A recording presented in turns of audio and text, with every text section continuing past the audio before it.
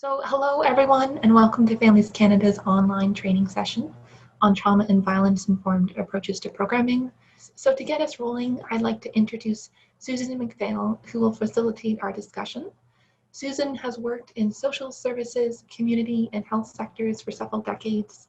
She currently works independently, providing consultation, education, and training on trauma and violence-informed approaches and practices, and cultural humility across regions in Ontario and other provinces.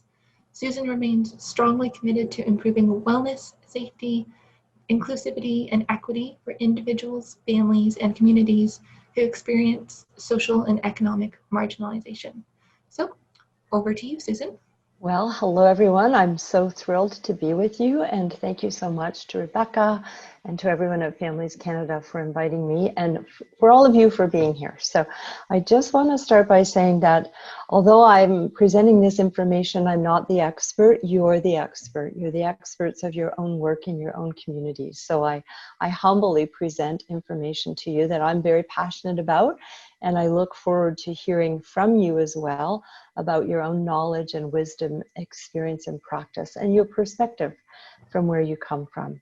So let's start then. So I always start with a land acknowledgement, which is interesting today because we're coming from many different lands, but because this presentation is coming to you from Ottawa, I like to acknowledge the land of which it is originating, and that is the traditional and unceded territories of the Algonquin and Anishinaabe people. But also we want to pay our respects to all those who have joined us from other territories, other lands, and to all the Indigenous, Inuit, and Métis peoples and ancestors of those lands and regions. And for me, this is important to do in the spirit of truth and reconciliation so that we can affirm and commit ourselves to being in good relationships with one another and also with these lands. And I'm coming to you today from the land of Deshkenzibé, otherwise known as Antler River or London, Ontario. And I would like to acknowledge the Haudenosaunee, the Lenape, the Attawandaron, and the Anishinaabe peoples.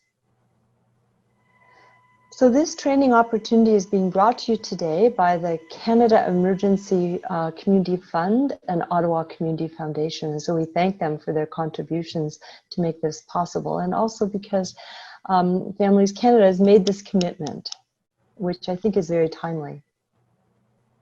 This is going to give you an idea of what we're doing in section 1. So, just some housekeeping. I'm going to talk a bit about self-care and mindfulness, a very important component. Do some overview, some theory, some definition, look at some types of trauma and violence. We're going to look at interpersonal or domestic violence and what are the main principles of trauma and violence informed, and then we'll have our breakout room.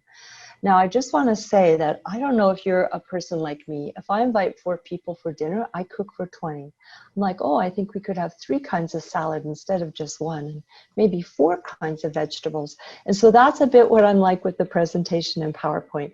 There's a lot packed in.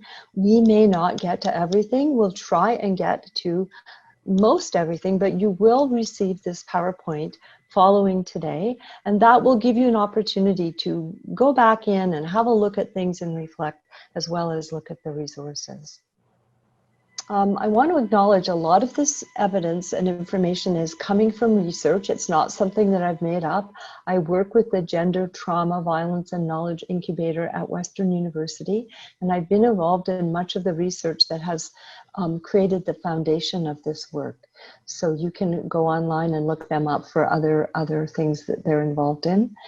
And these are 2, I've got this slide at the beginning and at the end because I find people kind of forget about it, but they're 2 really important resources. This one here, Trauma and Violence Informed Care, comes from Equity, which is really looking at how to create trauma and violence informed organizations, practices, etc. Lots of good tips, tools, videos, all kinds of helpful things. And this particular website is Violence Evidence Guidance Action from the same folks that have created this. So it's very much focused on interpersonal violence. But if you're like me, my deepest learning, my most humble learning has really come from families, communities, individuals. I've really had the privilege to work alongside and to learn with and from families, individuals, communities, strength, courage and resilience really awes me and just makes me feel very grateful for having those opportunities. So I would be amiss if I did not say that that's where I really learn my deepest lessons from.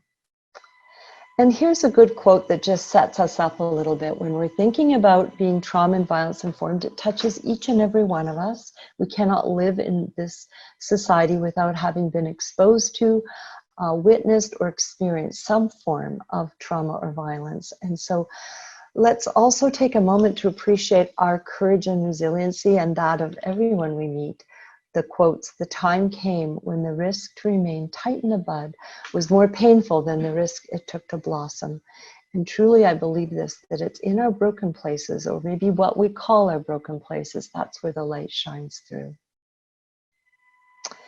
I just want to welcome all of us, all sizes, all colors, all ages, all cultures, all sexes, all beliefs, all religions, and all types of all people. And for me, it's an important concept to create a sense of welcoming and safety. And I love this quote by Wade Davis, who is actually a Canadian photographer and world traveler, that the world in which we were born is just one model of reality, and other worlds are not failed attempts at being us. They are unique manifestations of the human spirit. Self-care is an extremely important concept of being trauma and violence informed. Now you will notice, you'll see on here, I've got TVIA. I'm going to be interchanging TVIA with TVIC. TVIC is trauma and violence informed care. And those concepts are used interchangeably, so you'll see that. So because of that, we're going to encourage you to practice good self-care and come with an open heart and open mind. And did you know that probably one of the best, most accessible self-care tools we have is our breath? And because we are wired and we're connected together as human beings, being able to self-regulate with our own breath actually helps others around us. So we're going to have a moment, if you will indulge me. My other hat is that I'm a mindfulness and yoga teacher as well, not pretzel yoga, but really mindful movement that helps us do stress relief. And there's all kinds of excellent scientific research that shows how mindfulness really helps to calm and soothe us, and not only our bodies, but it brings down all kinds of aspects of our neurobiological system, our blood pressure, our heart rate. It slows our breathing. It's known to relieve chronic pain and contribute to building our immune system. And most importantly, it integrates our emotions and our thinking, because when we're deeply under stress, and this goes for all of us and everyone we encounter, our emotions and our thinking goes offline. They remain disconnected. And so let's just sit back in our chair for a moment, because also doing a little mindful moment helps us set ourselves up for really good learning. There's all kinds of evidence. I work with college students that being able to practice a little bit of simple mindfulness, and I'm not talking about sitting on a cushion and chanting Zoom for an hour. I'm just talking about taking a mindful moment in any moment where we are.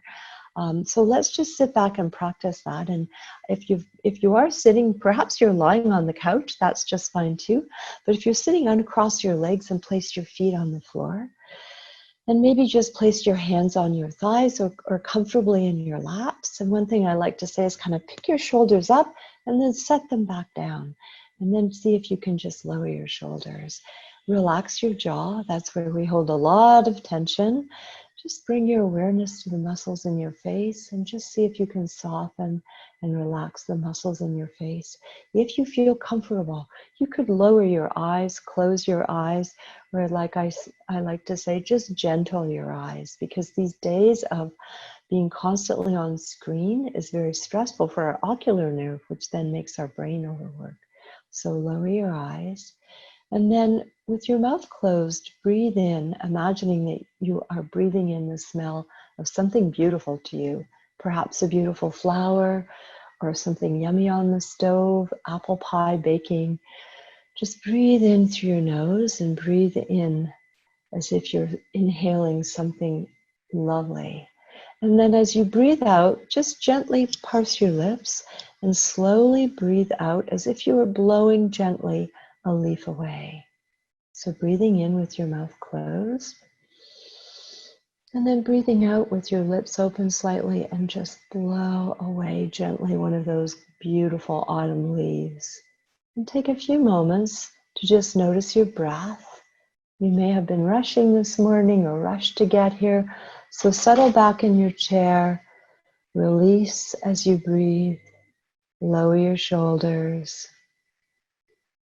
You can begin to, if you wish, gently extend and lengthen your exhale.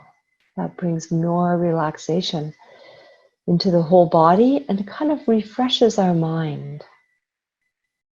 Breathing in and breathing out, let go of the day and just land here in our learning space together. And then when you feel ready, you can open your eyes and perhaps give your body a little stretch. Stretch your arms, stretch your shoulders in any way that would feel good. So this is one of the easiest things that we can do to support ourselves and actually to support anyone that we are working with. Thank you for that. So Zoom fatigue is a real thing, and we all are experiencing it these days, so I wanted to just make note of it. We held a focus group. Some of you may have been in the focus group before we prepared this presentation to hear some of the things that people were working with or challenged by, and this came up. Zoom fatigue is a real thing, and so I would like to offer you, you may already know this, the 20-20-20 remedy for Zoom fatigue, which is that every 20 minutes, whatever we're doing on screen, we need to take a 20-second break, look away from your screen, look off into the distance for about 20 feet, and do that for 20 seconds. So every 20 minutes, look away from your screen. This is good for your ocular nerve. It resets your eyes and your ocular nerve, and that kind of refreshes your brain. And that really helps with Zoom fatigue. So let's practice that today and ongoing. So, you know, trauma and violence informed care, it starts with us. It really invites us to just step back into ourselves for a moment and think about our own stories, our own experiences, the privileges we have, the power that we have, maybe unearned power, maybe relational power, role power, whatever power that might be, and the assumptions that we bring too. We carry multiple identities. It's true that many of us come to this work because we are considered to be wounded healers. In other words, experiences in our own life have motivated us to help others, to lessen any kind of harm or pain that others may have. And so we carry those multiple identities. Just to share with you, I'm a mother of 5 adult children, which is quite remarkable, and I find that that's my living laboratory. Those relationships inform and teach me and make me very humble every single day. So we carry all these multiple identities. I'm also a daughter caring for an older mother with dementia, and when all that helps me to think about this content across a lifespan and how trauma and violence experiences or exposures can accumulate and layer and really impact us over a lifetime. So we bring ourselves today. And I love this. When I was doing a presentation some months ago, someone said, you know, normal is not a setting on, normal is a setting on a dryer. In other words, there is no normal. And I always like to remind ourselves of that, because sometimes we have a feeling that we're working to get there, to this place of normal or a land of normal that really doesn't exist. We have a variety of experiences and wisdom and knowledge, and that together makes a kaleidoscope. I'm not sure if you're familiar with the work of Brene Brown, and if not, I would just point you to her. So she is a wonderful person who's done a lot of research on vulnerability and empathy, very important components for being trauma and violence informed. She has a lot of great YouTubes, TED Talks, most famous TED Talk I think ever, and several books. And to the point of we carry multiple identities, Brene Brown says, owning our story and loving ourselves through our story and through that process is probably the bravest thing that we will ever do. And it's through our empathy and our vulnerability that builds connection. And that's so important during this time of COVID. So today we're going to be focusing on trauma and violence-informed approaches. We're not looking towards extensive services that requires, years of education. We're looking for approaches and practices and how we can apply these principles universally to help reduce harm to ourselves and to others. We don't have to be a trauma expert to be able to provide services and supports using a trauma and violence-informed approach. It just really helps us to understand that behind every situation and behavior lies a story and experience. And I do love this quote by Robert Frost, that we want to be mindful. Don't ever take a fence down until you know why it was put up. It may have been put up for a very good reason. And so we want to be respectful of people's fences. So this is a definition. There are many definitions of what is trauma and violence. This is one that we've cobbled together, and you'll find others, but I offer this to you today just to give us a framework. So trauma and violence occurs as a result of a single experience. It could be, for example, last week someone stole my kayak paddles. That was pretty traumatizing. I was going to go kayaking that day. So it could be a single experience, or it could be a prolonged, repeated experience. The feature of it is that it kind of overwhelms or disrupts an individual's or group's or community's sense of identity or their ability to cope, either in that moment or over a longer term. And also their ability to kind of integrate their thoughts and emotions. So trauma and violence can really impact our mental, physical, emotional, and spiritual well-being. And what are the features of what makes something a traumatic or violent event? Typically, it was unwanted or it was unexpected. The person or the group or the community was largely unprepared for what the true impact would be. It couldn't have been prevented quite largely, and it causes harm. Sometimes people say to me, well, what's the definition of violence then? Anything that causes us harm. And if you think about this from the perspective of the pandemic, well, certainly it was unwanted. It was unexpected. I don't think any of us expected we would be sitting here now in the way we are. We were unprepared, and in fact, we were quite unprepared as a collective, and we could not have prevented it, and it's caused a lot of harm in so many ways. So the pandemic is a good example of a collective traumatic event. And here are the three, what I call the 3 E's of something that is traumatic or violence. We look at the event, we look at the experience of the event, and then we look at the effect of the event. So when we think about the pandemic, we've actually all had similar and also very unique experiences. And the pandemic has affected us all in different ways, some ways similarly, some ways very uniquely.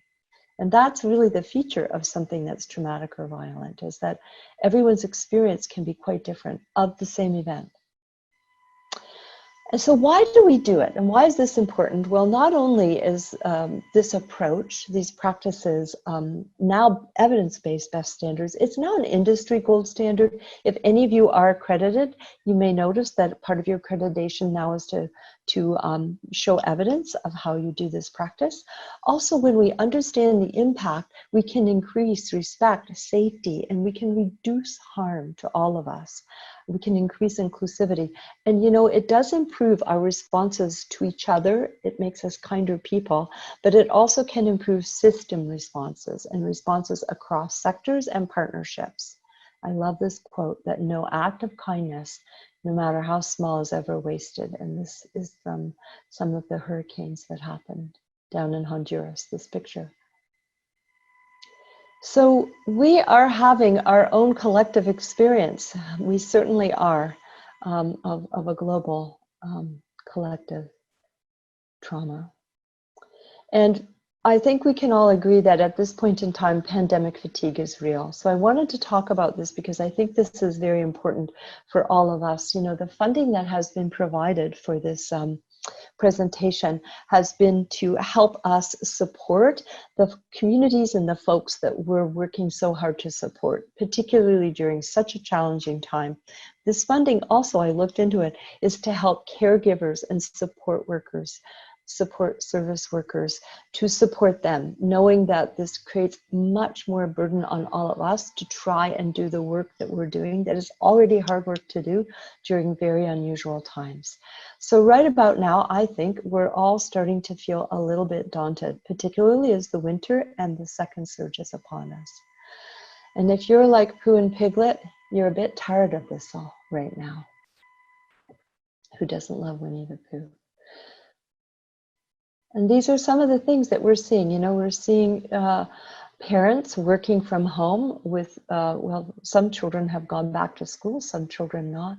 We're just seeing that overwhelming sense of fatigue and perhaps isolation. We're seeing relationship issues. It's difficult to be cooped up all together. We're seeing an increase in mental health issues and difficulties. We're seeing children being affected, and we're seeing pandemic, we're seeing Zoom fatigue and that sense of exhaustion at our desks.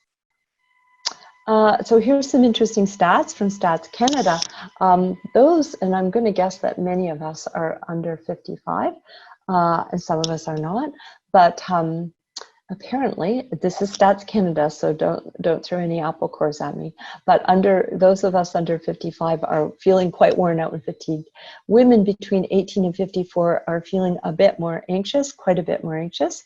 And for whatever reason, men 55 and over are likely to feel most optimistic. I've been doing a lot of reading about some of the strengths of aging and the aging brain, and that could be because of, as we age, we can see patterns and we can see the bigger picture. We're not so focused on the kind of narrow picture. So it could be that people 55 and over are feeling optimistic because they can see that there's a bigger picture and there's hope at the end of the rainbow. At least that's what I like to think.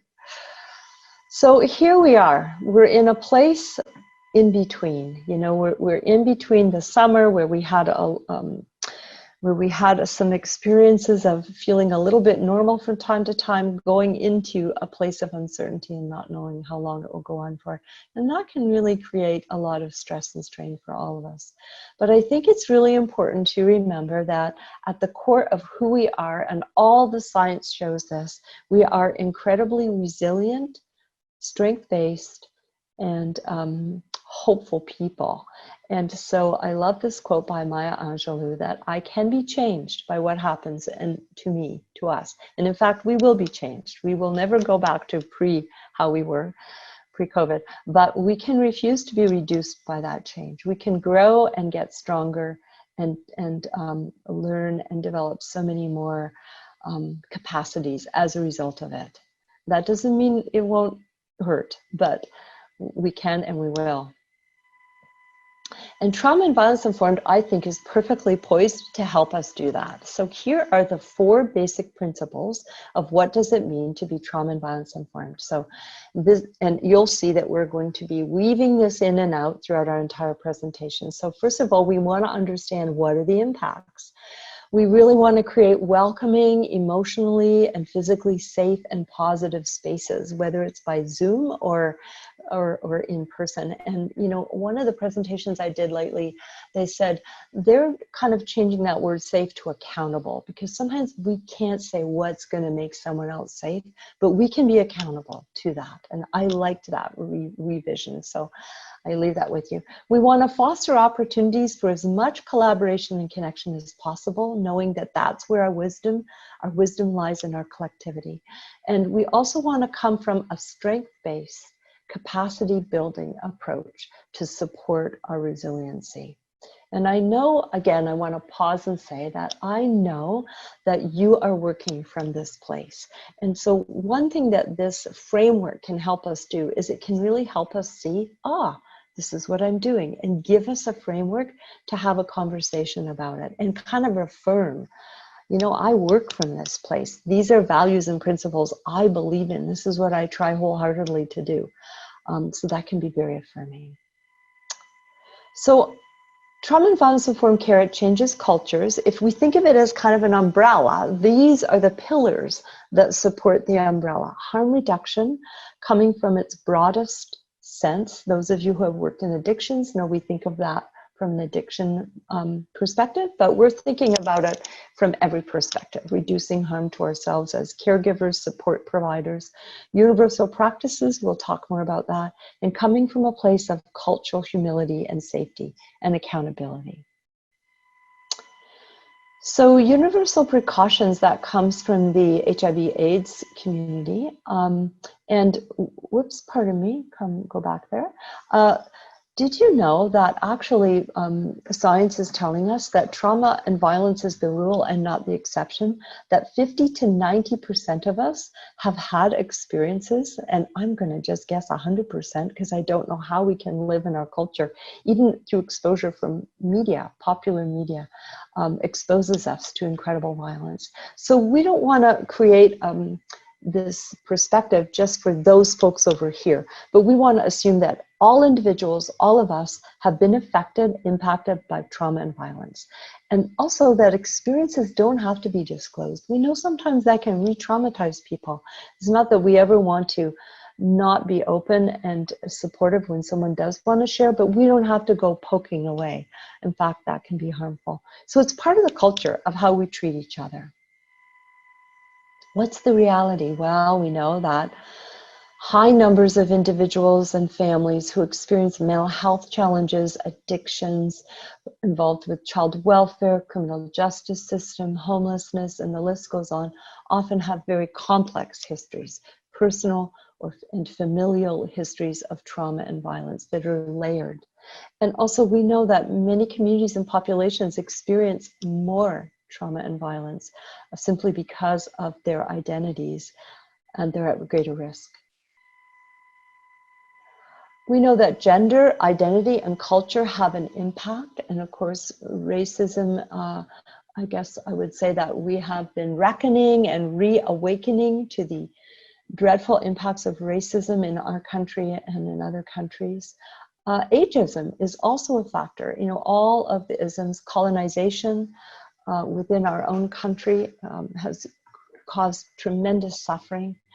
Refugee status, displacement, war trauma, of course. We know that our military folks have very high rates of suicide and have come back from war deeply wounded. And also we know that people who have been in war situations in other countries have suffered greatly. We know now that trauma is intergenerational and that in fact it changes our biogenetic structures, our neurobiological structures, and it can be passed through generationally. Institutionalization, identities, LGBTQ+, and cultural or faith-based beliefs, values, or roles sometimes can also have an impact.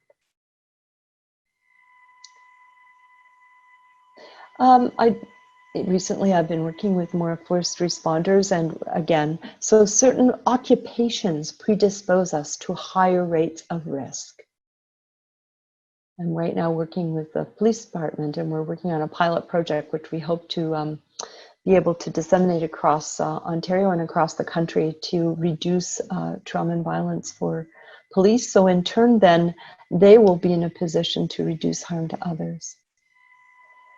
So I guess it goes without saying, whoops, just a little, that trauma and violence does present really serious health risks, and we know that now. Interpersonal violence, racism, discrimination, as I mentioned, can change neurobiological patterns. And also, certain populations have early mortality, those who experience more structural and systemic violence.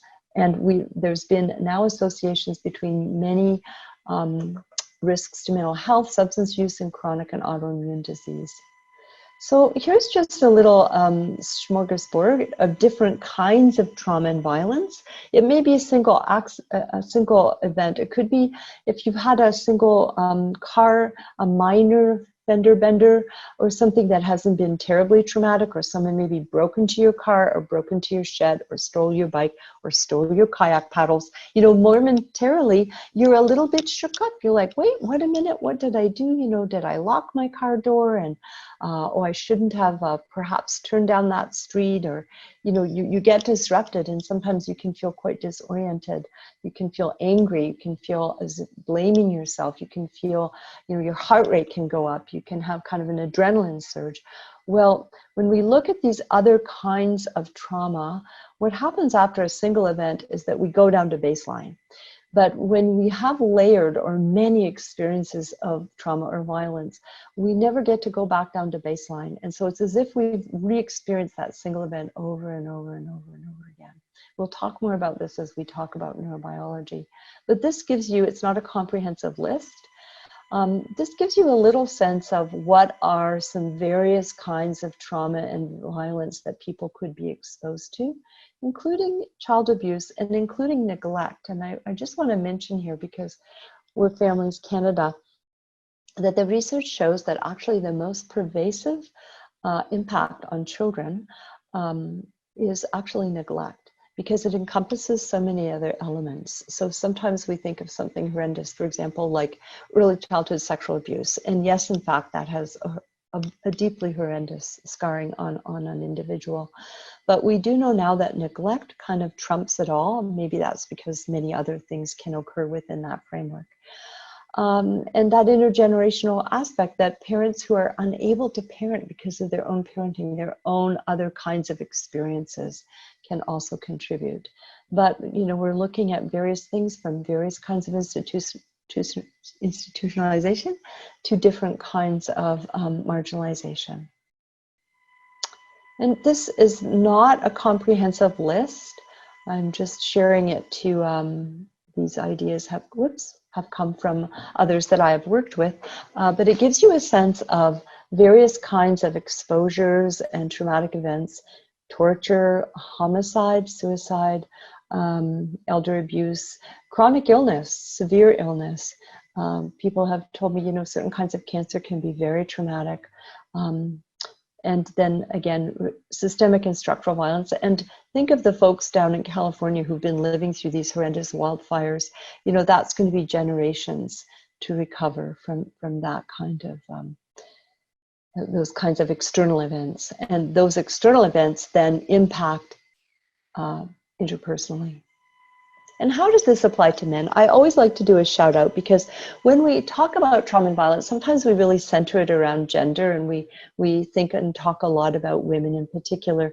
But I've worked with men for many, many years, and I can tell you that the stories that I have heard and the deep wounding that I have witnessed has been really heartbreaking. So this truly applies to men who have often a difficult time coming forward.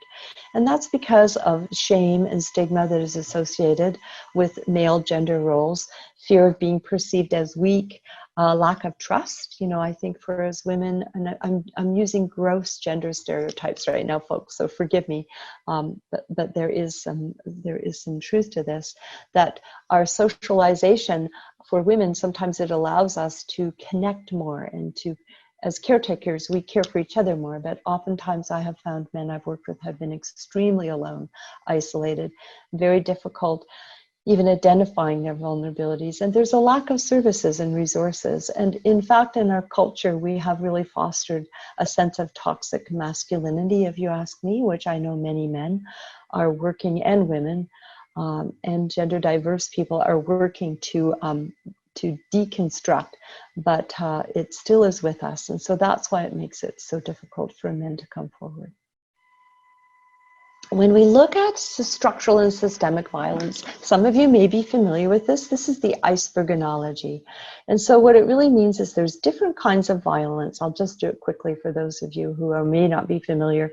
So if we think about an iceberg, the biggest part of the iceberg is down below the ocean, but we see this part up on top. And that's what structural and systemic violence is like. So direct violence, that aggressive kinds of violences that we see, that's what we witness. But oftentimes it is this deeply embedded violence, embedded within our structures and our systems, that is really driving and causing the violence that we see. So I think about now in my own community, we're seeing a tremendous amount of abject poverty and homelessness on the street, people really suffering, homelessness is a form of violence. But we know that it's so many issues, our lack of proper mental health services and our lack of housing and the kinds of structures and systems that we don't have in place that is causing this kind of very visible violence. And this is, oh, I love the little bouncing balls. This is just giving you a sense of what we call, I like to call this my $5 word, intersectionality of trauma, violence, mental health, and addictions. And these are some of the aspects that we see that really can be contributing to a sense of isolation and can be contributing to issues of mental health and of addictions and of violence. And so, you know, the child welfare system, the criminal justice system, experiences of deep loss, public policies on these issues, lack of access to good health care, marginalization, colonization. But again, I always want to come back to at the core of every human being lies a tremendous amount of resilience and wisdom and knowledge. And so that's what's important for me, for us to have a takeaway, so we don't get fixated on the difficulties, but that people are intrinsically resilient. And we can see examples of this in so many communities, Indigenous communities that I walk in and have family members in. Tremendous amount of knowledge, resistance, and resiliency. And that can be a part of our healing. Family violence is an important component. And when we look at family violence, we're not just talking about inter-partner violence, domestic violence. We're also talking about child maltreatment and children's exposure. And we want to take kind of a developmental trauma approach to considering notions of family violence and a kind of a lifespan approach, because we're looking at family violence rooted in early childhood, probably even pre-birth, all the way through to death. We'll talk more about this. And there's been quite a lot written and said, and some research done looking at what we're calling the shadow pandemic, so violence against women during COVID, and all shelters and services that are providing supports for women, gender diverse people, are seeing a real increase in reporting and in experiences of violence. And this comes from the WHO. I wasn't able to get this slide quite as so clear, so I hope you can see it, but the research that has been done has been showing a tremendous increase for different reasons, you know, cramped living conditions, isolation with abusers, restriction in movement. We've all had to change our services and they're not responding in a way. And of course, security, health, and money worries. You can go on to ANOVA, or you can go on to, I think it is the Canadian Women's Foundation that provided support for this. Those of you who work in shelters, who are working with gender-based violence. And when we say gender-based violence, we're talking about all genders. This just is capturing the research that was done, that is where they spoke to a number of individuals who are experiencing violence, as well as support workers for what that they were seeing. And we know that it's just created a tremendous amount of stress on our services and our ability to respond. And I just include this because you may have seen it, but this is actually the Violence at Home Signal for Help that has been put out there. It's the thumb tucked in and the palm tucked over, so that people who are experiencing violence can be able to signal to their post worker, to their grocery store, to whoever. It's intended to be a signal that someone who is experiencing any kind of violence being able to ask for help without endangering themselves. So just to sum up that particular section, so trauma and violence-informed care, basically, the principles: welcoming, supportive and safe, accountable, respectful and inclusive, non-judgmental, and very mindful, as we've just heard, of the experiences of the people that we're serving. Section 2, we're going to look at equity, cultural humility. This is the fun part for me: child and adult development and the neurobiology, how we foster more safety, how we increase safety for ourselves and for the folks and specific communities we're working with. with, again, another discussion. So when we think of equity, it's quite different than equality. How does it differ? Well, equality, for example, gives everyone the very same stool. But that's not going to work. So for example, here we have 3 folks, and giving everyone the same stool, that was great. It gave everyone an equal standing, but that didn't work for someone who couldn't see over the fence. What equity does is it looks at what do folks need to be able to see over the fence. And so this particular person may need 2 stools to be on an equal playing field as the others. And this slide kind of is showing us tongue-in-cheek that the reality actually is that some folks have a lot of stools. They get a whole lot of stools. Sometimes we call that unearned privilege. And then some folks are not even on the ground. They're kind of in a bit of a hole. And then I guess this would be the ideal, and that is just take down the darn fence so that people don't have the barrier to start off with. So that's an important perspective of a trauma and violence informed. And so we really need to, when we're thinking about being trauma and violence informed, as we've already touched on, we want to discuss identity, power, and privilege. And privilege, really, someone said that, if you don't have to think about something, then check out why you don't, because that could be a privilege. And I was glad that Zindu brought up the question about abilities. So very often, I do have friends and family who are of different ability, and simple things that I never even have to think about. Those folks might have to go through 5 different maneuvers in order to achieve the same thing. In other words, get across the street would be one simple example. But it can also be in many different arenas. So it's just something to think about, the privilege that we may have as a result of our birth, the land we were born in, the family we were born to, the class, all different aspects. And if we don't ever have to think about why we have something we have, that may be a moment to just check our privilege. Cultural humility is a beautiful piece of work, and it goes along with this saying that, none of us are free until everyone is free. And I think the great Dr. Martin Luther King said that. He was a great hero of mine. So none of us are free until everyone is free. And cultural humility helps us to think not less of ourselves, but just think of ourselves less. And I think that that's a really important thing, because very often we come from our own unique perspective, and we imagine, just like that first slide I showed you, that all realities and all worlds come from the same perspective. And in fact, that's not true. And in our little group, we just heard so many different perspectives with common themes. But when we really learn and hear and really deeply listen to each other, that's what changes us, and that's what changes our practice.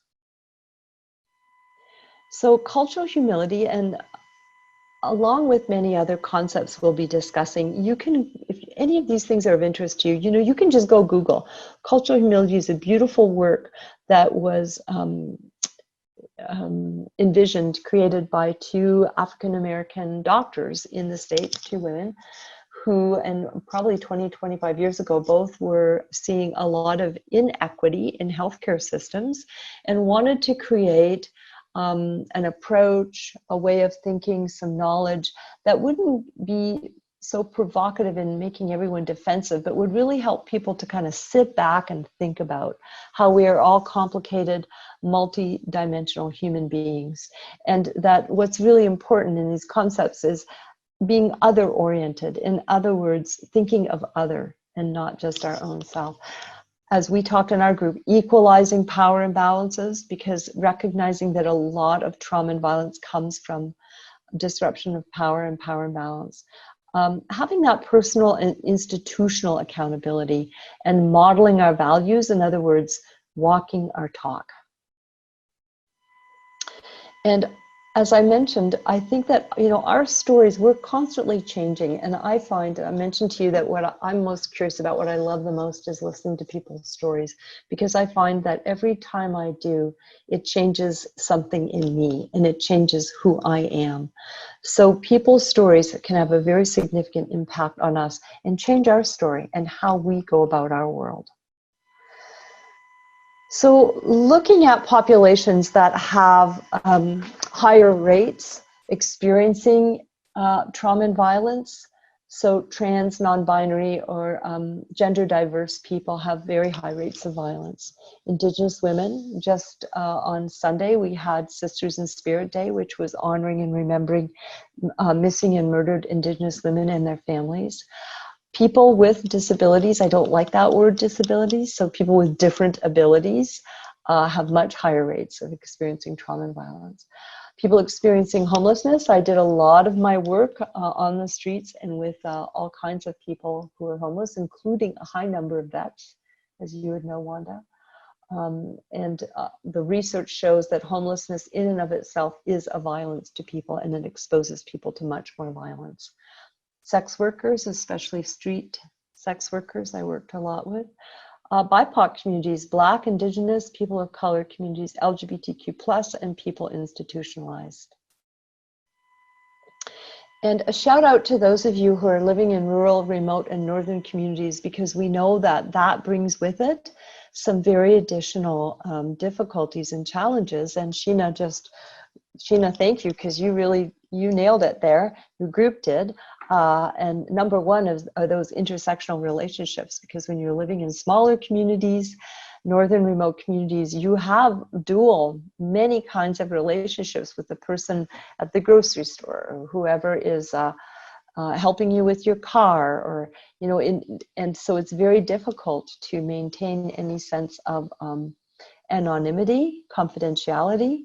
And so if you're seeking supports, or if you're even delivering supports, that just adds an additional layer, as well as the isolation, limited resources, things are spread thin. The whole difficulty with transportation and geographic distances, and we tend to see challenged economics, employment, and housing in these communities. We also know that statistically, these communities have higher rates for chronic disease, and it can really complicate interpersonal violence as well. One thing is that we know, and this comes again from Stats Canada, I believe, that when we think about interpersonal violence or domestic violence, we know that firearms, for example, are much more prevalent within rural, isolated, and northern communities. My son lives in Yukon, and he's a hunter. And so, he hunts for himself and his community, and he's got several guns, and that's just the norm. And most people learn how to handle guns and are very responsible gun owners, but it also means that there's more access, and that rates of violence connected to gun violence are much higher in those communities. So to speak about, we're just now looking at the populations of people who have additional complexities, and I've also worked a lot in resettlement and done a lot of training with some resettlement communities services here in Toronto and Ottawa, that there are many barriers in people's experience who are coming to settle, who are new Canadians, and those barriers can really be quite traumatic and be a certain kind of violence. And also, as much as people are very grateful to be here and very relieved in many cases, they've experienced a lot of loss, and they've brought different issues with them. So the experience of settling is traumatizing, and then the dealing with the trauma and violence they have come from is also very difficult. So that makes it. And when we look at communities who have been displaced, and that can be our own communities here, the first peoples of this land, Indigenous communities, have experienced tremendous displacement and still are. So we know that war, displacement, loss of land, loss of language, which is intrinsic to people's identity, and it goes hand in hand with culture, spiritual beliefs, and so many other aspects, can deeply impact a person and can be a source of trauma. and real grief. And so these aspects that we're talking about can create a lot of stigma. We've talked about this already, and deep shame, a sense of embarrassment, a sense of dishonor. So at the same time, we may see, just when we're talking about, for example, interpersonal violence, at the very same time a person is being a perpetrator, they may also be feeling such a tremendously deep sense of disgrace, internalized humiliation, dishonor, and guilt, and that may lock them into themselves. In other words, not enable them to reach out and get the help that they need, creating further isolation. And then when someone has had severe interpersonal violence, like sexual violence, other kinds of violence, likewise, these same factors can lock a person into a sense of isolation. So the factors of how violence and trauma affects us, whatever role or part we have experienced, can really create these elements which keep us locked in. But as good old Albert Einstein said, I would like to invite him for dinner, because I think he would be very interesting, that we can't solve a problem from the same consciousness that created it. And we're reckoning with that right now, aren't we, as we consider things like the violence that has occurred in Black, Indigenous communities, the violence that people have experienced in institutional settings that we just had no awareness of.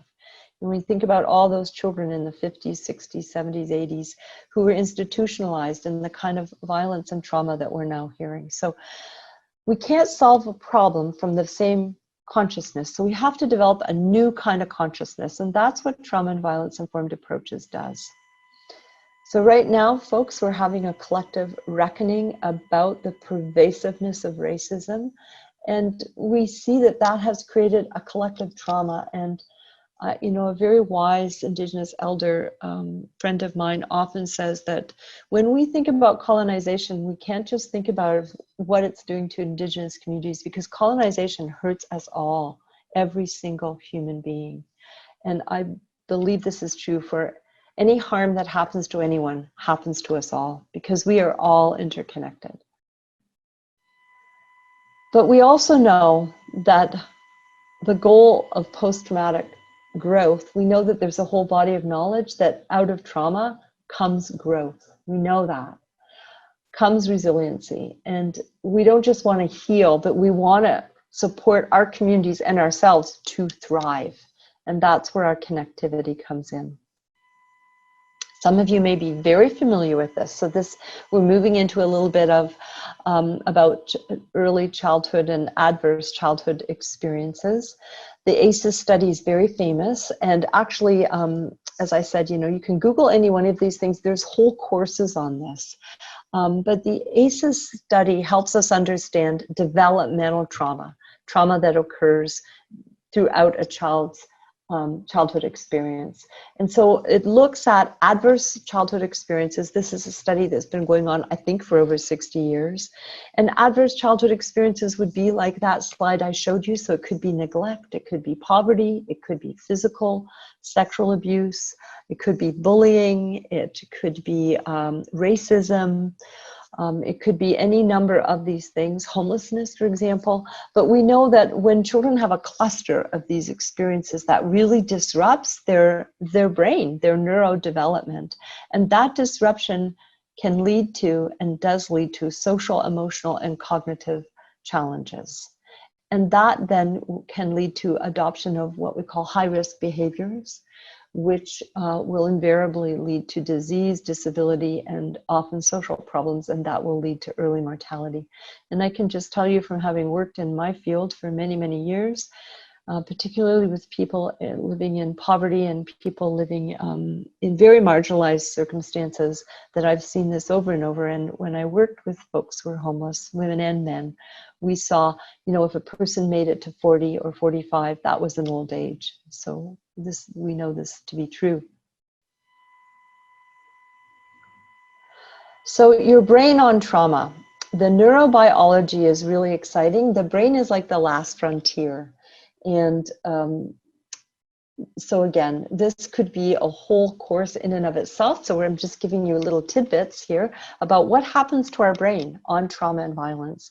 Well, the state becomes the trait. You know how I was saying if you have like a single incident, like a minor fender bender, and you have all these responses, what happens when you have trauma and violence over a period of time is that state becomes the trait. So it's when the threat of danger, and that I'm speaking the threat, doesn't even have to be danger, but the threat of danger becomes the chronic state, and people begin to live as if they're living in a constant state of danger, ever present, trying to survive.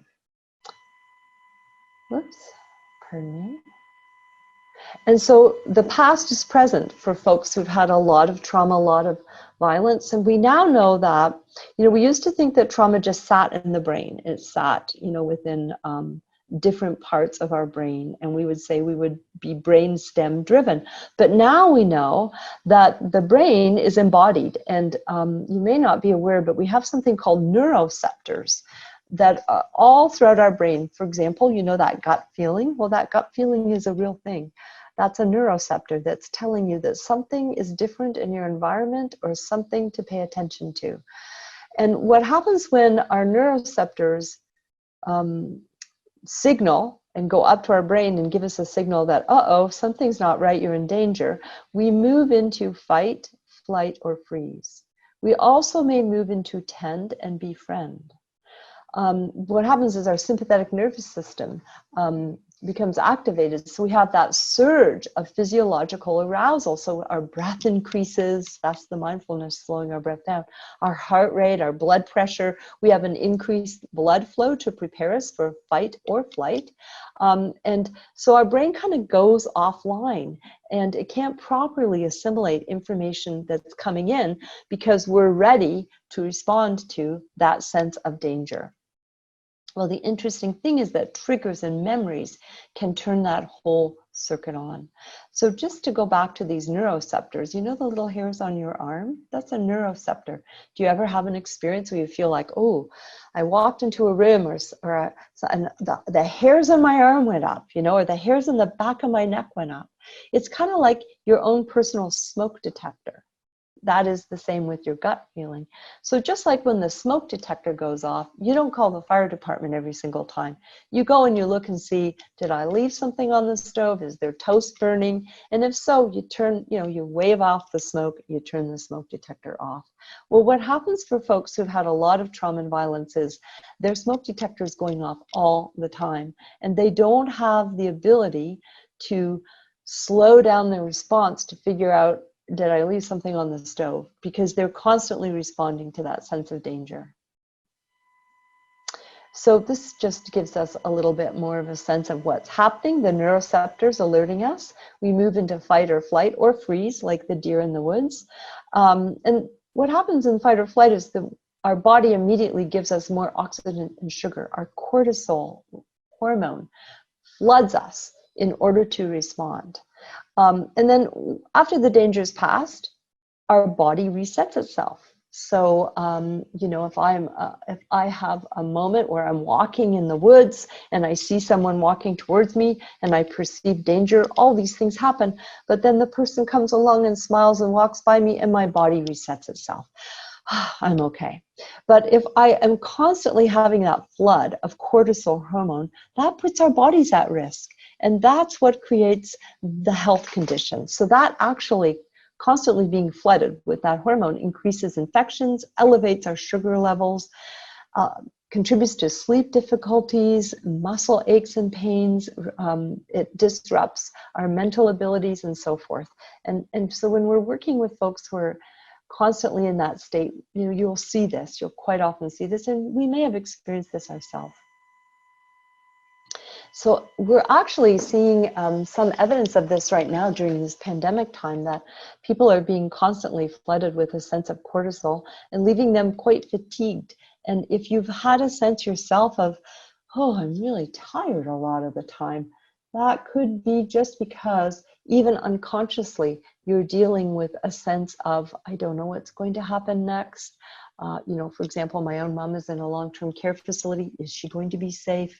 They've just gone back down into lockdown. Will I be able to see her? So all these things are kind of like a program in the computer of our brain running along at all times. And that just starts to kind of wear us down a bit. And it really can impact our health, our relationships, and our work. So just to recap then, so trauma is both the experience of and our response to an event or a series of events. And what happens is it becomes more complex and acute when it's repeated. And then those events become complex interactions between our neurobiology and our previous experiences. Now, here's the rubber on this. Here's what really makes the difference. The sooner the intervention, the sooner a person receives support following a traumatic event, the more they're going to be able to get their brain back online, those more complex thinking things. You know, the whole body system can relax and reset. So really the key to all of this is support. And this is just giving us a little bit of a sense of, we often hear complex PTSD, post-traumatic stress disorder, or high PTSD. Often it is misdiagnosed. I worked in the mental health field for many, many years, and we saw many people with diagnoses that really were a misdiagnosed. Schizophrenia, for example, it really was a situation with a person who had had a lot of trauma and violence they hadn't spoken of. So when we're looking at this, we're looking at something quite severe long-term. Usually it's characterized by the chronic nature. And as we mentioned before, it really, the challenges emotionally is regulating emotion. In other words, we see people overreacting or underreacting. That startle effect or that hyper defensive effect, that extremely angry all the time, or no affect at all, that no effect, can really interrupt with our perception of ourselves, or the perception if it's interpersonal violence. I worked with a number of folks who had been abused by priests who bonded with their perpetrator because they were disrupted in their, of course it was a relationship of trust, and that made it all the more difficult. So it really can disrupt our perception of the person who harmed us, if that was the individual, and it can make us question our whole belief system. These are the top 10 common trauma and violence responses. Now, I don't want you to think that it occurs with every single person every single time, because people are unique and different. And what happened before in their life and where their life is at now, and so many things come into play. But just the evidence shows us that these are the top 10 common trauma and violence responses. And, you know, none of this will be a surprise to you. Increase in the use of alcohol or substances, or as some folks have said to me, you know, gambling, shopping. We know about sex addiction, for example. Anything to just numb out and numb the pain of the memory or the experience of trauma and violence. Lots of physical symptoms, withdrawal. We talked about this in our group, that sense of isolation or avoidance, hypervigilance, flashbacks, of course, agitation, anger, guilt, shame, grief, and depression. I don't think you'll be surprised by this list. But again, remember, it's not the event that determines whether something is traumatic, but it's the individual's experience of that event. And so this is again revisiting the slides on neurobiology. So we know that triggers really can affect a person and make them feel as if they're back in the trauma. And having worked with individuals from war-torn countries and children, you know, I'm reminded of a little boy who was in school one day, and he'd only been in Canada a couple years, and he'd lived in a refugee camp and gone through some very traumatic experiences in his country of origin. And it was a spring day, and the windows were open, and the caretakers of the school were mowing the lawn, and he quickly dove under his desk and covered himself up and began shrieking. And he was terrified of the sound of lawnmowers and the smell of grass. And so it turned out that when his family fled and he witnessed some atrocities, he had to hide in deep grass. And it was extremely traumatizing for him. So just that sense of the sound and the smell. And very often it is the senses that set off the trigger. Working with individuals who've experienced a lot of sexual violence, both women and men, and people of diverse gender, sometimes colors, sounds, certain locations, the sound of a song can set off a sense of being back in this situation. So triggers really can set off a lot of what we call emotional dysregulation. And if, again, this is something else you can dive into a little bit more, but there's a theory called our window of tolerance. And so hopefully we're all sitting right now in our window of tolerance. You may be feeling like you need a break, but our window of tolerance is where we're kind of comfortable, where we feel like we can deal with what's happening around us. We're not feeling overly stressed or pressured. We're just kind of feeling okay. And so we kind of have that sense of a window of tolerance. But our window of tolerance shrinks when we are exposed to situations, particularly if we have a background of trauma or violence, that create either a hyper-arousal or a hypo-arousal. So kind of set us outside of our window of tolerance. So that can be a trigger, as we just spoke about. And so, hyper-arousal is when we're overwhelmed, our body wants to fight or flight or run away. We feel very anxious, overly anxious, angry, and out of control. But hypo-arousal can be, we just feel really spacey, we're very zoned out, we just want to lie on the couch and eat chocolate and ice cream and watch Netflix for hours at a time, which sometimes these days is not a bad idea. But so this is the window of tolerance, and it can really help us help people. People really understand this. There are many different images of it. Sometimes you can just draw an image or talk to a person about it, and also help them to understand what can help them come back into their window of tolerance. Because our being in our window of tolerance is where we're going to be able to access our deeper problem solving, so we can figure out what we need to do to support ourselves or make a different choice. So speaking of window of tolerance, right now we need to acknowledge that the pandemic is a trauma. What's happened, and so this is some of the research that's going on now, is that parts of our brain have really shut down, folks, in order for us to survive. And you may find that you're not able sometimes to process a lot of what's going on, or you need to reduce it. And I'm going to encourage you to.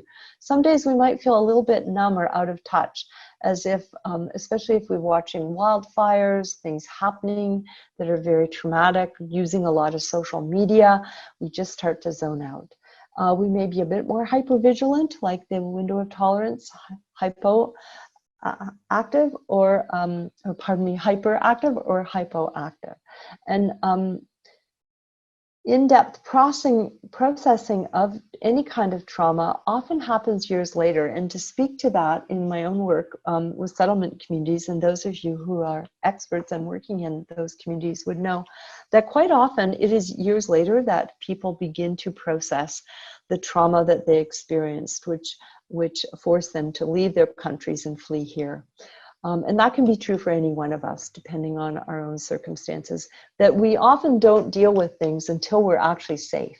People often have said to me, like now things are going well. Why is this coming back? Why am I having nightmares? Why am I suddenly anxious and thinking about things from years ago? I don't understand it. Because that's how our body is made up. It's usually there to protect us, get us through an event.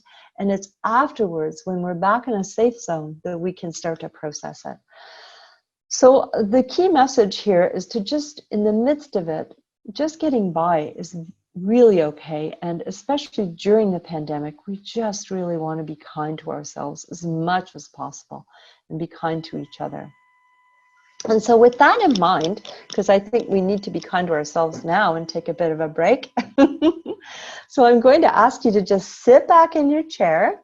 And if you haven't been doing the 20-minute break from the screen, I'm going to ask you right now, just do a 20 second break, or a little bit more in fact, sit back and look away from your screen, and let's just do a little grounding exercise. This may be familiar to you. So sit back, look up, look away, look around your room, take a couple of nice deep cleansing breaths.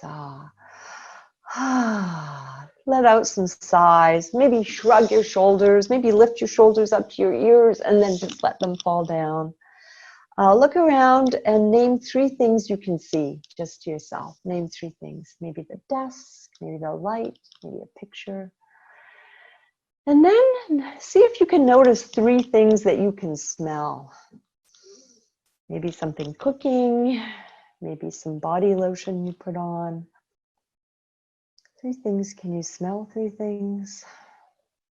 And then see if you can hear 3 things. Maybe noises outside, if you're in your office or your home, someone in your home perhaps, maybe music, maybe traffic, possibly birds, maybe your feet tapping on the floor.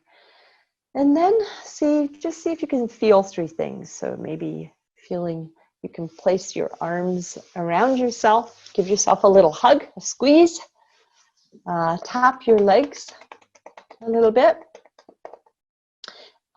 Maybe feel your fingers, maybe tap your shoulders. Breathe in and breathe out slowly.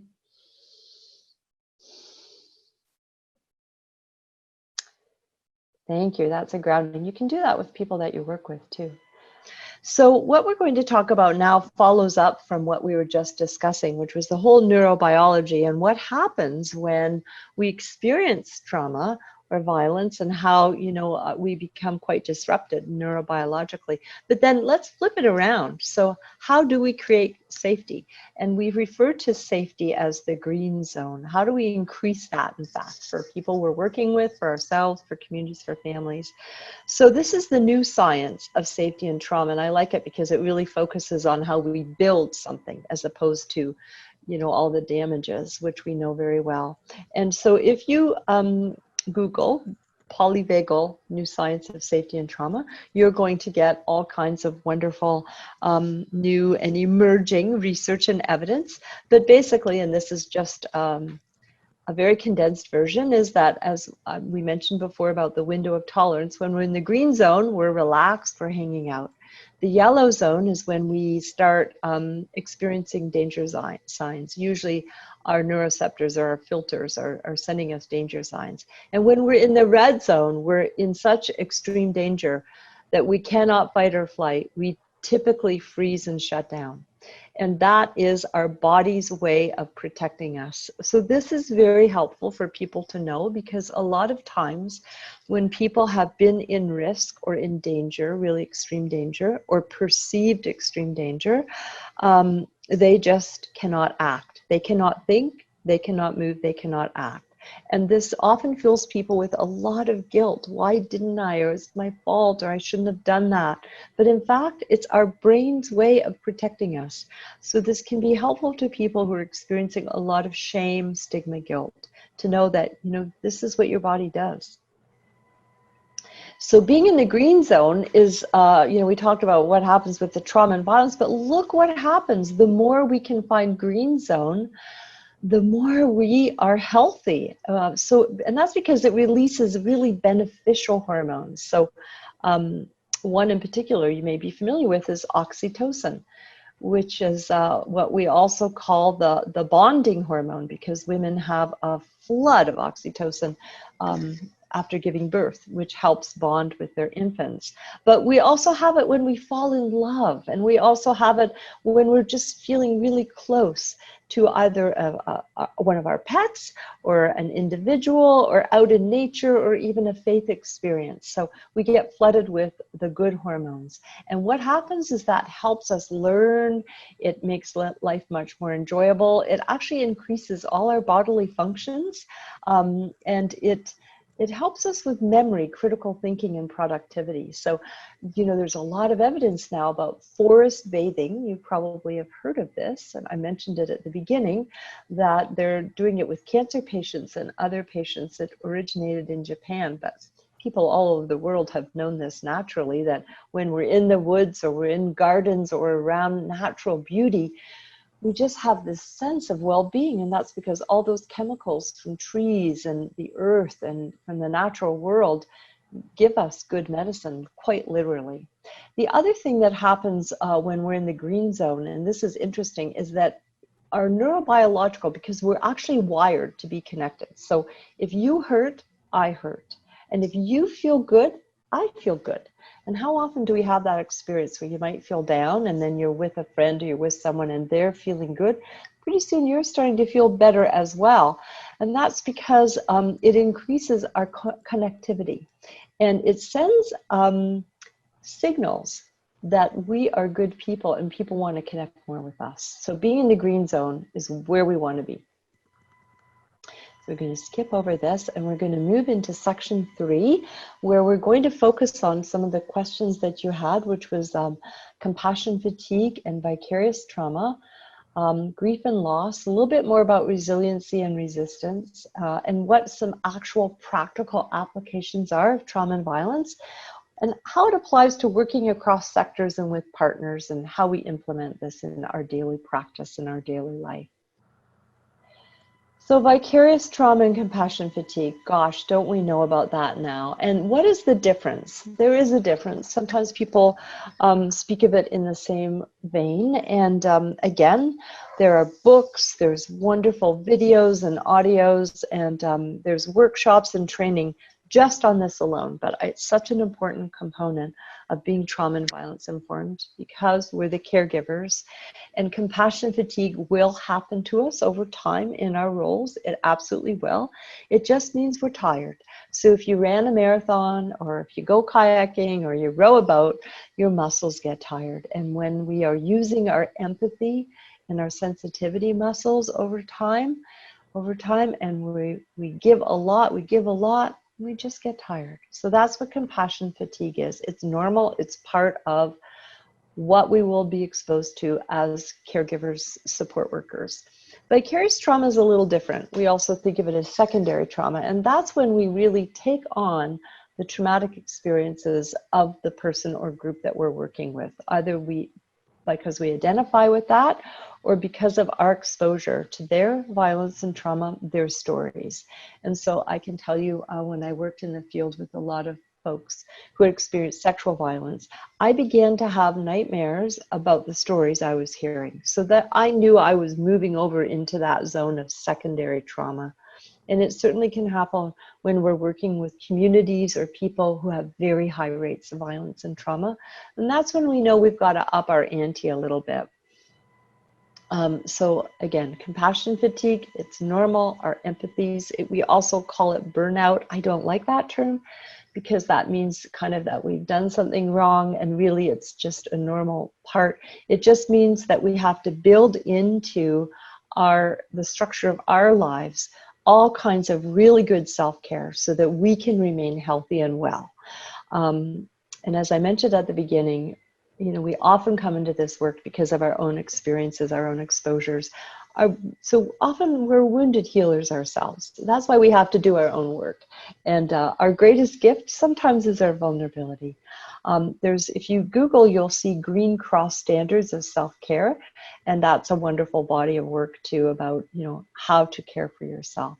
And at the beginning, I asked you what were some of the things that you are using to care for yourself. So sometimes it's really good to sit down and be very consciously intentional about that and make a self-care plan, especially now during the pandemic.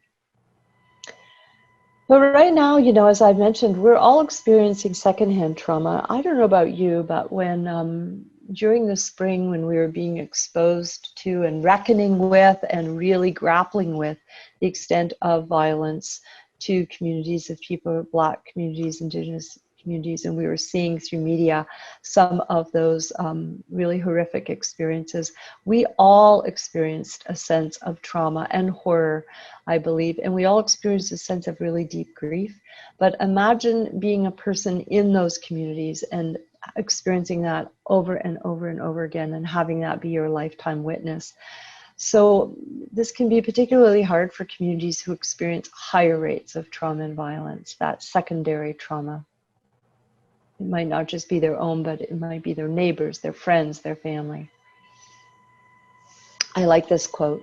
The expectation that we can be immersed in suffering and loss daily and not be touched by it is as unrealistic as expecting to be able to walk through water without getting wet.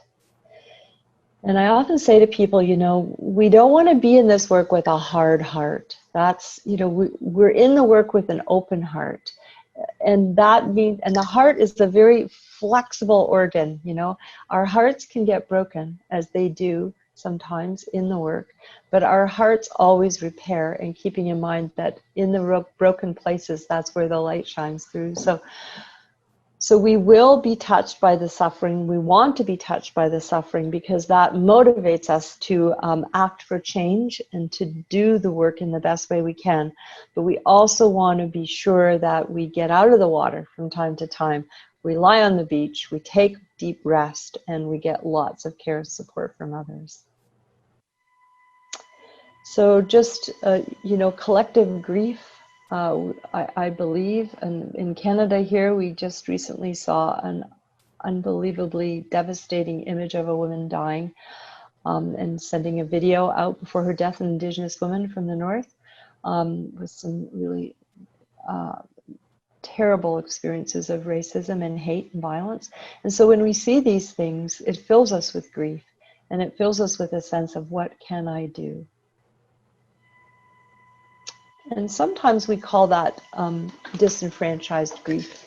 Disenfranchised grief is another body of work that I would encourage you to look towards. If you've worked in child welfare, you know this very well. It can be related to structural and systemic violence. So this is grief that people don't feel they can acknowledge openly or discuss, or that they don't feel that they have the right to get support for. It can often be cemented in place by shame or by fear or by an overwhelming sense of hopelessness. So I certainly experienced this a lot with women whose children had been apprehended by the child welfare system, who had lost a child but did not feel that they could grieve it or talk about it. They felt that they were a bad mother, and that's why this had caused it. They had incredible guilt and deep, deep, deep shame. And that became very cemented in place. But it can happen to anyone who's had experiences that are not shared by the larger culture. You know, I was thinking this summer we lost my dear father-in-law, pardon me. We lost my mother-in-law last summer, this summer my father-in-law. And you know, even in a pandemic, people showed up with food and with flowers and were very kind and supported us through this grieving time. But I think about people who have lost so much: language, culture, a sense of identity, a sense of self, their own self-esteem, and how no one shows up with food and comfort and love and care. And so that's the kind of grief that really can get deeply embedded. And grief is a process, and I challenge to say that we get over it. I don't think we get over it. I think we incorporate it into our lifelong journey. And I think it can really make us stronger, richer, solid people, more empathic people. But we need the connection and love and support of others and the acknowledgement of what we have lost to help us get there. So the importance of being compassionate to ourselves. This is a very big body of work these days. Some of you may be familiar with the self-compassion work, which is certainly very timely for us. And here's the ABCs to address our compassion fatigue and vicarious trauma. So awareness, so being attuned into our own needs, our own limitations, being able to set them, to practice mindfulness, self-compassion, and acceptance by creating a sense of balance the best we can. And I know that's not easy when we're balancing families and caring for elders and many other things, but to ensure that every single day we have a moment of rest. I've recently been reading lots about how rest is a radical act, and I think we must take that. And in particular, connection with others, excuse me, because that's where, you know, that wiring up, that connection with others and that communication with others is key.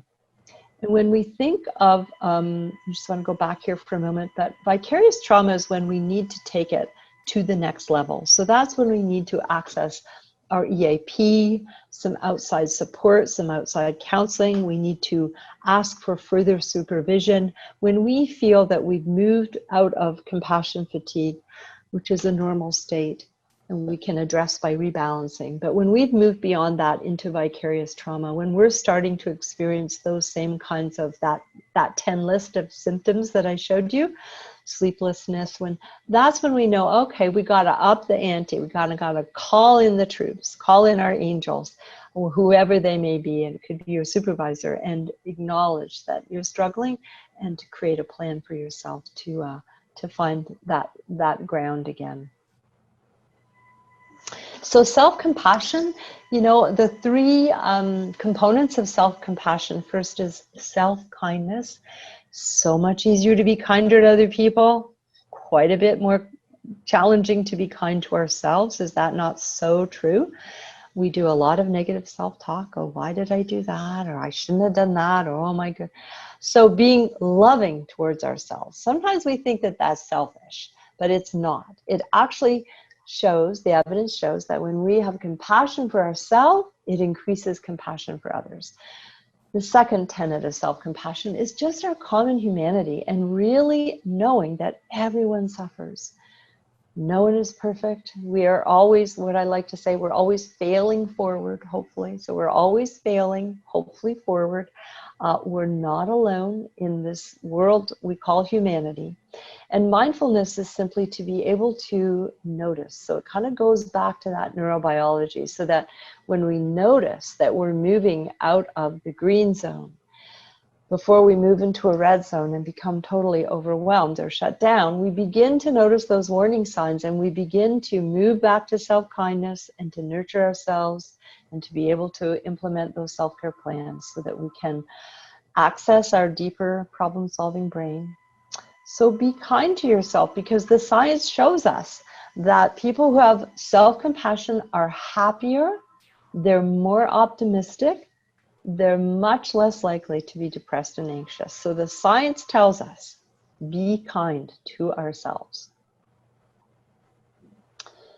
Treat yourself as you would treat a good friend. Is that not so true? The harsh words we say to ourselves, would we ever say that to a friend? Hardly ever. So this comes from Kristen Neff, who has done a lot of the science and a lot of the work on self-compassion. So if you're interested in that, there's no end to what you can access through the internet, as well as she has some really good workbooks. And I want to talk for a moment about good debriefing, and I'm hoping all of you have opportunities to debrief, especially during the pandemic. So I'm going to suggest to you that if your organization has not yet set this up, that you set up a buddy system, particularly during the pandemic. This is very important, I think, so that, because we're isolated often, not a lot of us are back in our offices yet, so that you set up like debriefing through Zoom once a week, or you have a buddy system so that you know, for example, let's just say that Zindu or Rebecca are my buddies. And so when I have a really tough case or a tough day, or I'm just feeling like, oh, you know what, today I'm wobbly, I can send out a text and say to my buddies, do you have 5 minutes today? Because I really want to debrief something with you.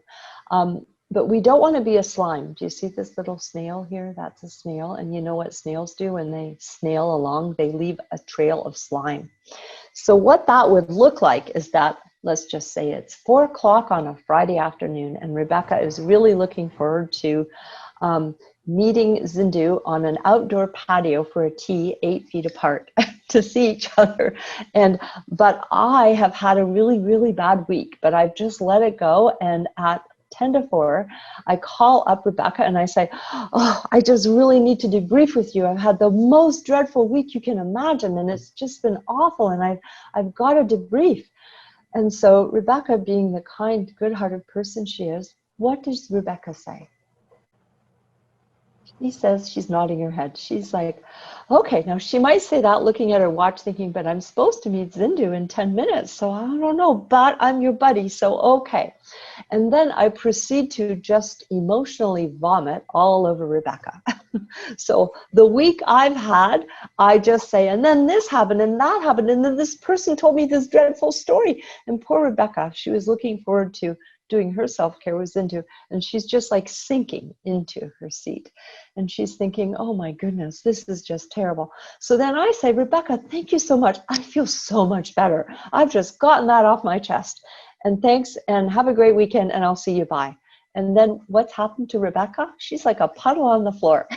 She's like, and so that is not good debriefing. That's sliming Rebecca with all of my stuff from the week. And so good debriefing is, first of all, I should have noticed on Tuesday and Wednesday I was starting to get a bit wobbly, and maybe made a self-care plan to kind of readjust it. So being self-aware.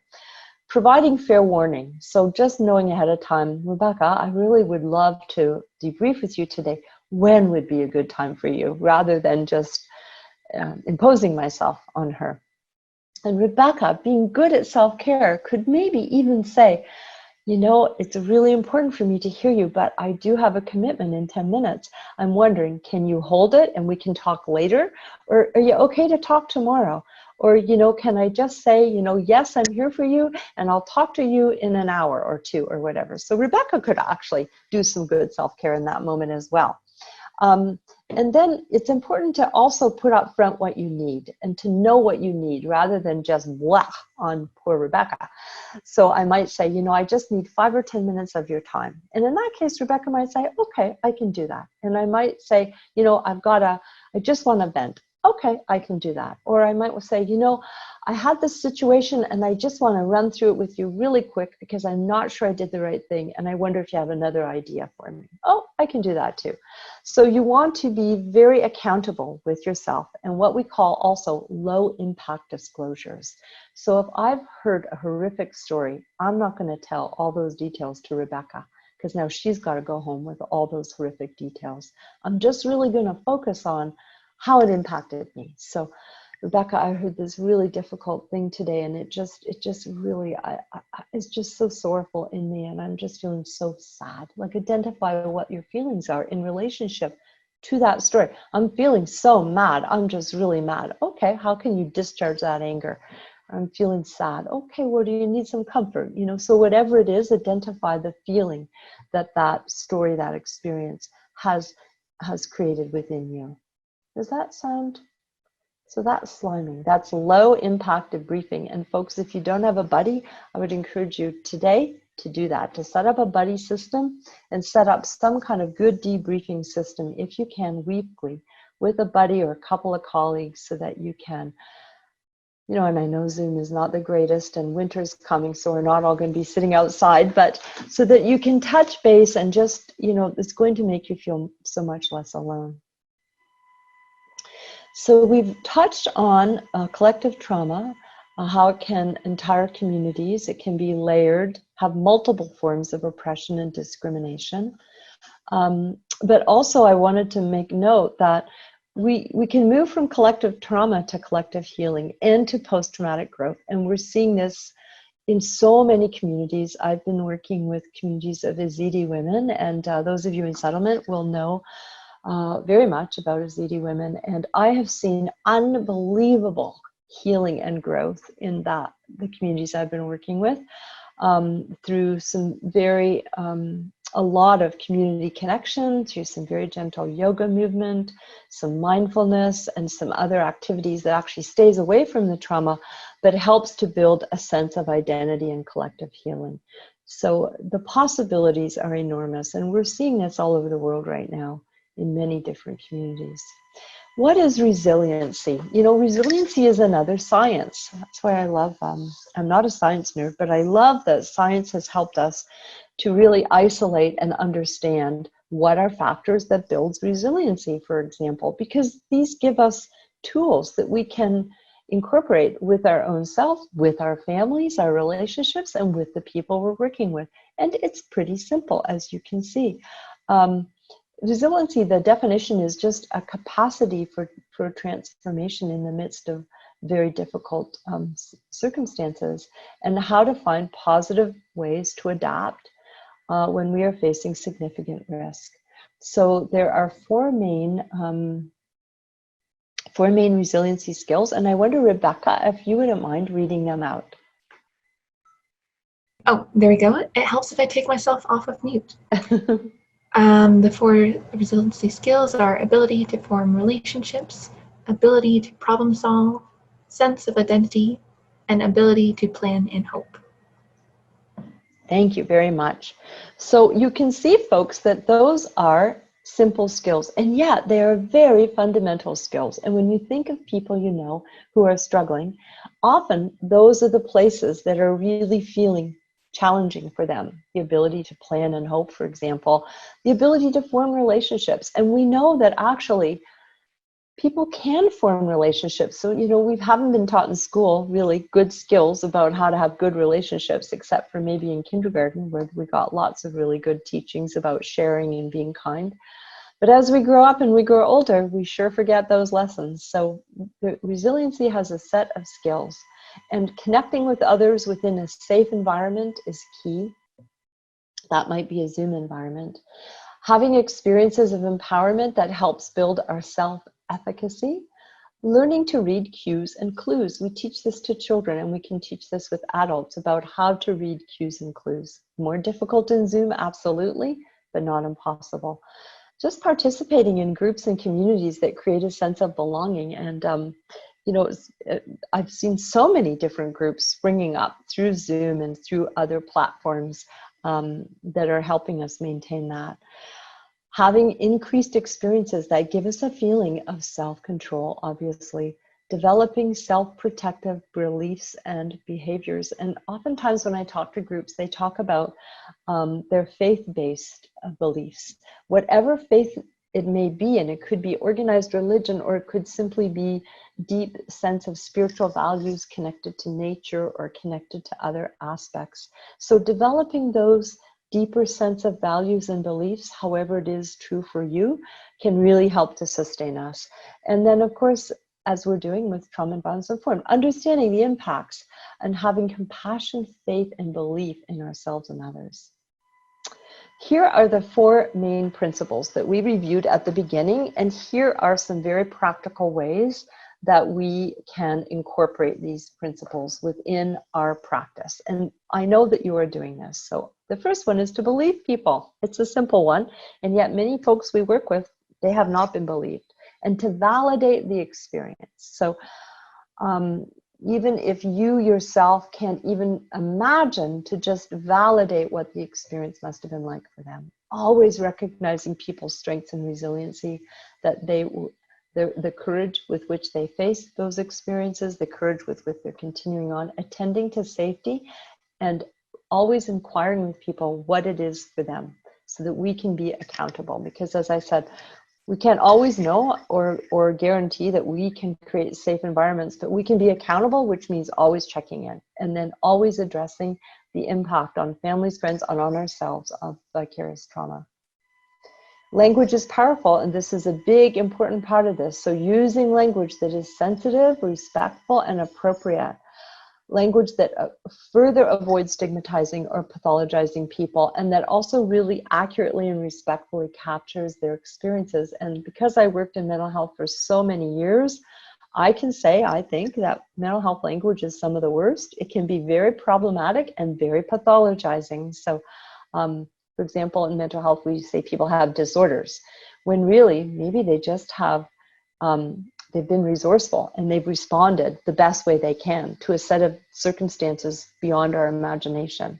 You know, we also often call people victims, but really they've survived something.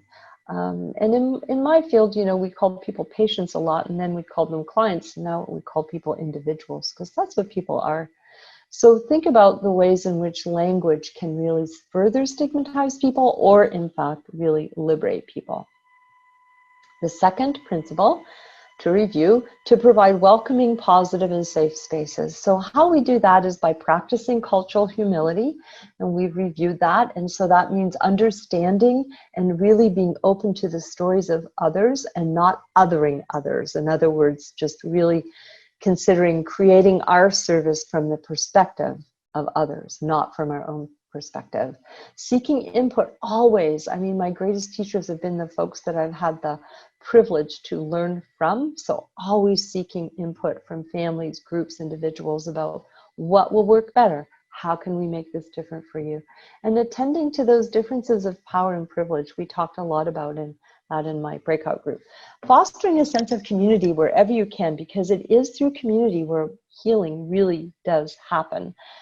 And again, supporting vicarious trauma and having clear safety, accountability protocols for everybody. So here's some simple practices, and I know that this is a review for all of you, probably, but just simple practices for how to support someone who is experiencing a flashback or being triggered. That goes with creating more safety in the previous principle. And sometimes that could be over Zoom, right? So just always keeping our body language and our voice calm, steady, reassuring. Checking in with our own breath. So your breath is your greatest tool. So because we're wired, when someone is very hyper aroused or when someone is very stressed, their breathing really increases. And what will happen is our breathing will immediately match theirs and increase with them. So we want to check in, monitor, keep our breath going nice and easy, because that will allow their breath to come down. If we're in person, eye contact low, giving people respectful space. Sometimes it's good not to ask a lot of questions. How are you doing? What's happening? But instead to just reassure the person. You know, Wanda, I really am concerned, or I'm really caring about you right now. I'm really wanting you to do well. May I get you a glass of water, or would you like to go and get a glass of water? Reorienting the person. You know, we're sitting here together in Zoom. It is Tuesday afternoon. Let's take a moment and do some grounding. Would you like to do some grounding with me, or a little breathing? Let's do some breathing together. And especially letting people know that you want them to be okay and that you believe that they will be okay. The third principle is choice, collaboration, and connection.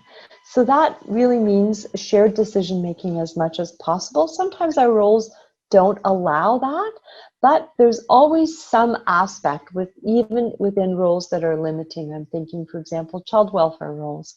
Sometimes we can't offer a lot of choice, or roles within the criminal justice system, just as an example. But there's always points of choice and shared decision-making we can find. And the more we can, the better it is. That leads to much more connection, much more trust, much more collaboration. Being open and non-judgmental, obviously. And peer supports. I don't know how many of you are using peer supports, but I'm such a huge fan. And I also believe in really valuing peers, so giving them proper training, proper supervision, some kind of compensation, so that we're not just using peers. But peer supports can be enormously helpful within this particular principle. And the last principle is strength-based and resiliency. And so we've talked a lot about how we can build resiliency. It starts with us, folks. It starts at home. You know, that great idea about what happens when you're in an airplane and the oxygen masks come down. What do? You put yours on first so you can help other people. So keep that in mind, so that when we're in circumstances such as we are, we put our oxygen mask on first, because that allows us to help others more. So, and also to make time for meaningful engagement. One thing that I have found through this pandemic is more time for maybe more engagement. Difficult through Zoom, but more time.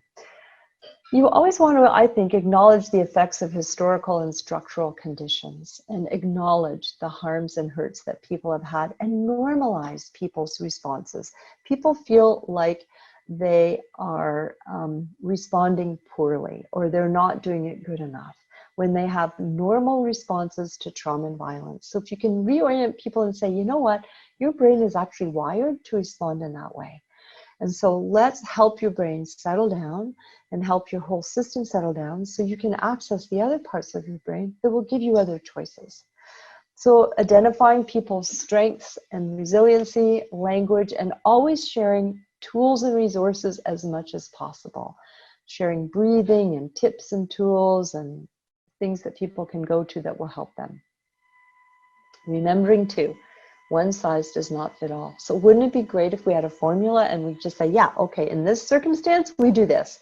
It never works that way. And not only that, but we may be working with a family or an individual, and what works one day doesn't work the next, or it doesn't maybe even work the next hour. That's because we're always changing. So we have to always be very flexible, open to think of how to collaborate and try something new, try something different, to be really attuned to pacing and timing, and also tailor our responses specifically to the need, to the person in that moment, and also seek resources and partnerships. So ask colleagues and ask other people, you know, I've got this tough thing and I'm not quite sure what to do. What has worked for you? We heal through our relationships and through our communities. That's key. So here's a list of some resources. We've talked a little bit about Brene Brown, Gabor Mate. I don't think we've talked, but he's got some great stuff. Peter Levine, Daniel Siegel, lots around trauma. Rethinking Resilience from an Indigenous Perspective is really good. Actually, if you go on to the Government of Canada, Trauma and Violence Informed Approaches to Policy and Practice is really great. These are just some people that I like quite a bit. Here's a YouTube on the science and safety of trauma and violence, and another one on vicarious trauma, sometimes helping hurts. But again, if you Google any of these things, you're going to get a wealth of material. This is a great tool for helping us to stop being so hard on ourselves, and you can also use it to work with clients. It's called RAIN. It's a 4-step. A little bit about what we talked about, recognizing what's going on, allowing the experience to be there, investigating what's happening, and the end is really about nurturing oneself, and we can teach that. And here's another little slide about 6 ways to practice grounding. So these are things you can do yourself, or you can over the phone, through Zoom, or even make up little cards or things for clients. And we did, you know, the 3 sitting back and 3 things in the room and 3 smells. Those are all really good things for triggers or just for grounding and getting centered. This is lovely, 8 breaths to cultivate joy, and this was created for children. So if you work with children, it's really lovely. It's also great for big kids like all of us, and it's a little bit like what we did. So just taking people through 8 breaths, noticing the breath in and out in the body, and sending compassion and letting go of what's creating tension right now, noticing beauty around you. Bessel van der Kolk is, I guess I'd call him the granddaddy of trauma and violence, and he has done some of the pivotal work, and this book is particularly accessible. So if you're interested in knowing more about how it all works with our neurobiology, he has a lot of YouTubes as well, so that can be really accessible. And this is a video of Brene Brown on empathy and vulnerability. She's got several. Again, the tools. So this is just, I love these little bouncing words. Why do we do trauma and violence informed? Because of, you know, it's hopeful. We certainly need that now. It supports communities and fosters relationships. And it really embodies resiliency and helps us be accountable to safety, respectful. It's inclusive, culturally positive, strength-based, very empowering, and very creative. And that's why we do it. So I'd just like you to think for one moment about one step that you could take this week. So you've had really a lot of information. I kind of apologize that I've given you such a huge smorgasbord, but hopefully it will allow you to go back and think. And you've heard a lot today, but what's one thing you can do that's a takeaway that you will commit to doing? And if you can, write that down. So maybe it's going to be, you know, setting up a buddy system or taking it to your next team meeting. Hey, I think we need to be a bit more trauma and violence informed. We could work on some practices, or it might be watching a YouTube or getting a book or some self-care aspect for yourself. I really want to encourage everyone to take lots of breaks. Rest is radical, and that's probably the most important thing we can do for ourselves, as much as we can within the limitations, and sometimes we just don't allow it. We can do it, but we don't. So please take breaks. Anne Frank, it's a lovely quote. How lovely to think that no one we need wait a moment, because we can start now. we can start slowly changing our world and the world now. I really believe that.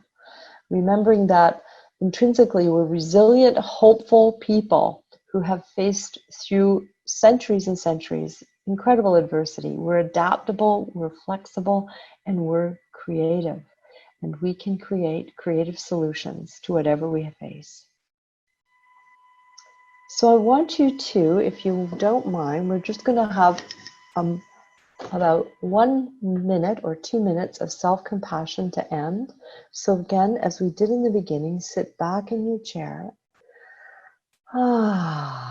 Taking in a lot of information. And before you leave, let's just ground and center ourselves. Perhaps close your eyes. Notice your breathing. Let your shoulders sink. Just let yourself settle in the chair, taking some nice deep breaths in and some breaths out. If you don't wish to close your eyes, just gentle your eyes and just following the sound of my voice. We're going to have a green moment. And if you like, you could put your hand in the middle of your chest and just kind of feel your heart and feel your heartbeat. If you're not comfortable doing that, that's just fine. Place your hands in your lap. But if you want, you can place your hand in the center of your chest, and then if you like, you could place your other hand over it. It's very warming, and it's a comforting feeling. And just breathe in and breathe out into that center of your chest, into your heart. And send some self-compassion to yourself. Just appreciate how hard you work in every way, in all the roles you have. Friend, provider, caretaker, family member, all the roles. Just appreciate yourself.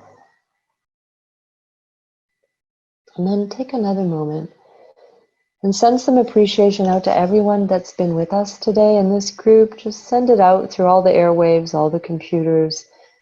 I've heard so many remarkable stories of such incredible work across our country. I'm just awed by it. So send out some compassion and some loving kindness to all the folks we've met today and all the work they're doing with your breath. Breathing in and breathing out, and send out loving kindness. And then lastly, let's send out loving kindness and compassion to all the folks and communities we work with. All the people who are such courageous souls, who only want goodness in their lives, for their families and themselves. Let's send out loving kindness, strength and hope and compassion to all the people we work with, colleagues, all the people we work with that we meet and encounter in our days, in communities, all the families.